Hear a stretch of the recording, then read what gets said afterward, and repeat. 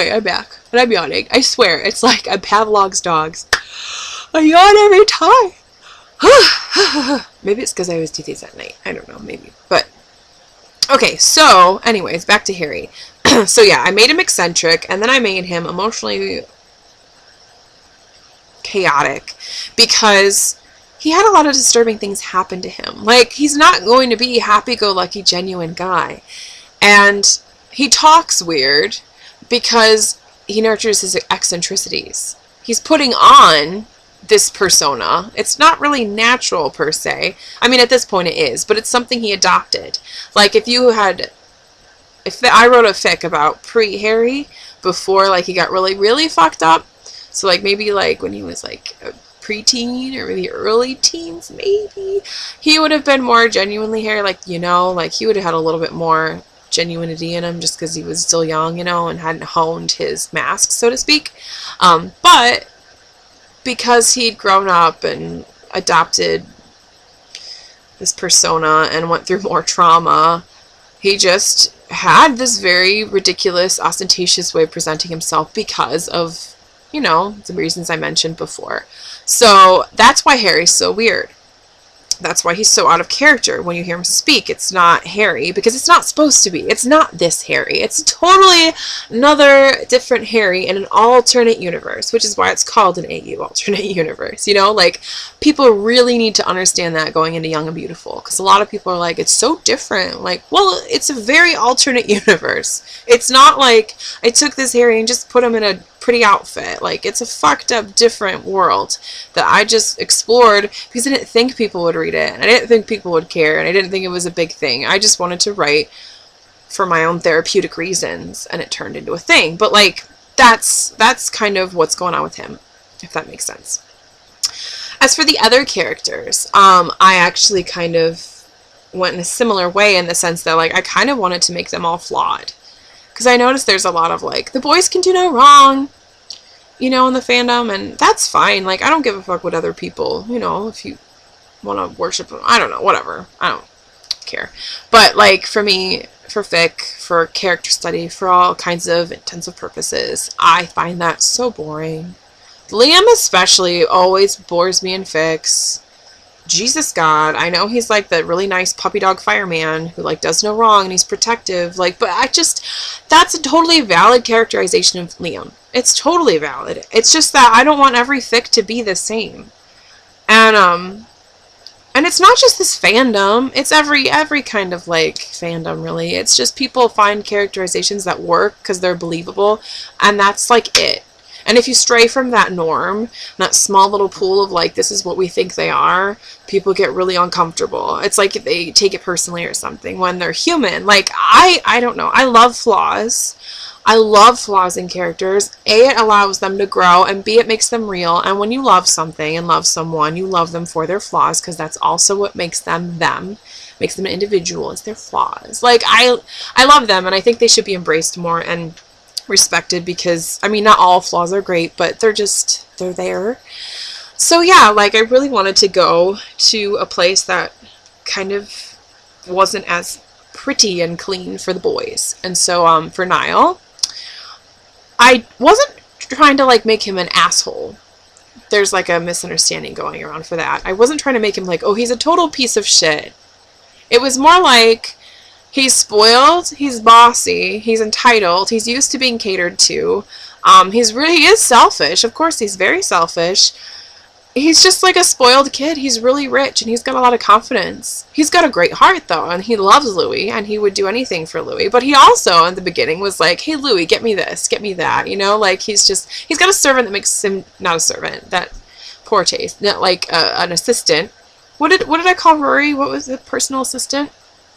Is that what he was? Whatever. He's got Rory, who does all of the things for him.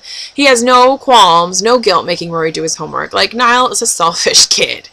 So those are my things. I really wanted to make him flawed. Like, he's lovable, he has a big heart, he's funny, he's nice. He's very flawed. Hands down. So then I wanted to do him like that, and then it was Zane and Liam, right?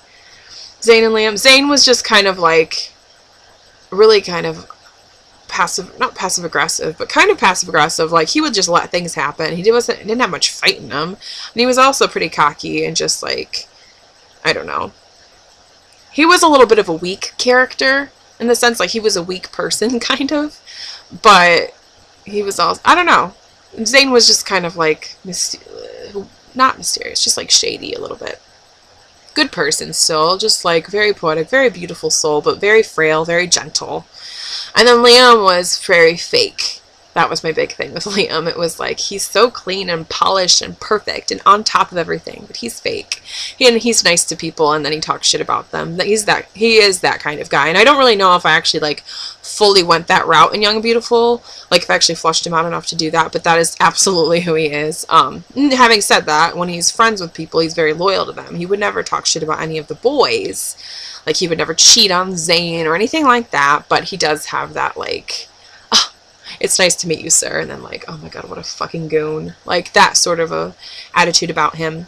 And he was also very spoiled, very cocky, but he loved Zane, and he catered to him, and he loved catering to Zane. Like, that was, gave him enjoyment, you know, and just like, very over the top, but he was very also like,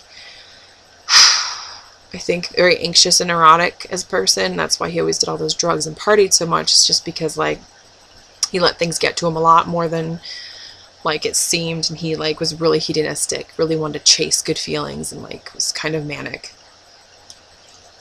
And then Louis himself was spoiled in the sense that, like, his emotions, he kind of spoiled himself, catered to himself. But Louis didn't, I don't know. I don't really remember Louis' character very well because he told the story, you know. It's like kind of hard to flush him out a little bit because it was so like much, I don't know. He was a little more difficult. But I do remember him being like a bit of a brat. He was kind of harsh on his mom. Even though he had every right to feel upset with her, he still was not patient enough with her and kind of bitter and like Stan from home. Like, he had a friend at home and he kind of, as soon as he moved away, it was like he kind of ditched Stan a little bit, and it was just like that kind of, he swept up in all the shit that he said he wouldn't get swept up in. You know, that was his flaw, but it actually ended up okay because then he fell in love with Harry, and they rebuilt from there. So yeah, so that's the characters of Young and Beautiful. They go through the whole thing. It's just, it is fucked up story. I really didn't tag enough for it because, once again, I just didn't expect anyone to read it. I didn't expect anyone to be invested in it at all. It's got so much of like my personal feelings and issues in it that it's just kind of bizarre to talk about sometimes. Like, that's the only fic I kind of get uncomfortable talking about. Sometimes, not all the time, but like sometimes I'm just like, and I get defensive about that one. That's probably the only fic of mine that I actually get defensive about. And I don't even really get defensive because I'm very self-depreciating. Hello, self-loathing. But Harry especially, I get really like, when people say he's an asshole, like, yeah, he was, but for fuck's sake, have some empathy. Like, there's a reason he's an asshole. The kid has experienced horrible, horrible things at a young age, and he grew up with no understanding or concept of what love is. And that's another reason I get really annoyed about the smut thing, too, is because, like, the whole story is about how he doesn't equate love with sex because he doesn't know what love is. He only knows what sex is, and sex isn't something he cherishes or finds romantic. Like, it's a journey that he has to learn to, you know, understand the connection of sex with his partner and how healthy it can be and how happy it makes him. That's a journey, but, like, that's not the story I was really telling because they get together at the end. So when people are like, they should have been fucking the whole time, I'm like, oh my god. You know, like, I'm too invested in this story. It's too emotionally connected to me. So I'm like, oh my god, don't say that.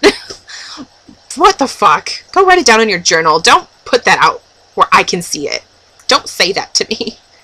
But I think everyone's probably like that to their own works in some degree. So yeah, that's like a quick / not quick because it was 20 minutes long overview of the characters. I'll probably end up doing another Young and Beautiful thing about, like, I don't know, the plot and stuff if you need me to, if you have more questions. But I just kind of wanted to start off with, like, give you a basis of how it came to be and why I came up with these characters as they are. So anyways, I hope that kind of helped you. I hope it meant something. I hope it made sense, and I apologize if it didn't. That's all I can do is just apologize. So anyways, goodbye y'all. Have a good night.